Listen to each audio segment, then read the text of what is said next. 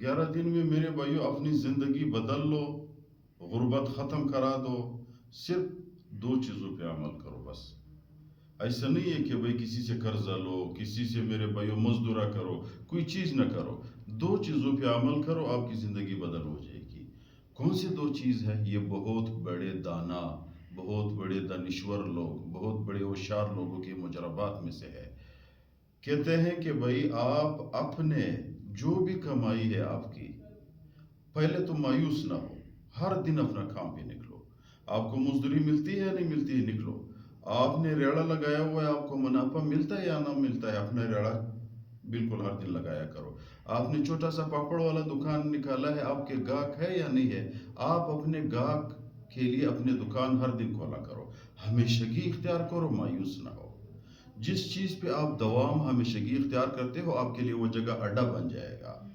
مایوس نہ ہو، ہر دن کام پہ نکلو، نمبر 1۔ دوسرا میرے بھائیو، ایک طریقہ اپنا لو۔ دیکھو، آپ اگر مایوس نہ ہو اور ہر دن اپنے کام پہ نکلتے ہو، تو آپ دن میں جتنے بھی کماتے ہو، اسی کمانے کے 3 حصے کر دو۔ ایک حصہ اپنے دکان پہ لگاؤ، دوسرا حصہ اپنے بچوں پہ خرچ کرو، تیسرا حصہ اللہ کی راہ میں تقسیم کرو۔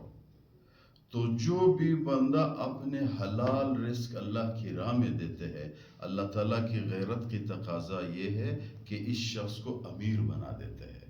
دیکھو، اگر کوئی بھی بندہ آپ کو ہر دن ایک چیز دے دیتا ہے، تو پھر آپ اس سے کسی نہ کسی دن وہ آپ سے کوئی چیز مانگ لے، انسان کی غیرت کی تقاضا یہ نہیں ہے کہ اس کو منع کر دے۔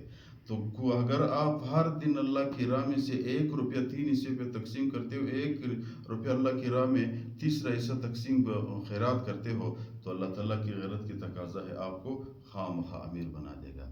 دوسرا، اللہ پہ توکل کرو، جو بھی کام کرتے ہو توکل اللہ۔ جب آپ کی توکل اللہ ہو تو اللہ کی نصرت شامل حال ہو جاتا ہے۔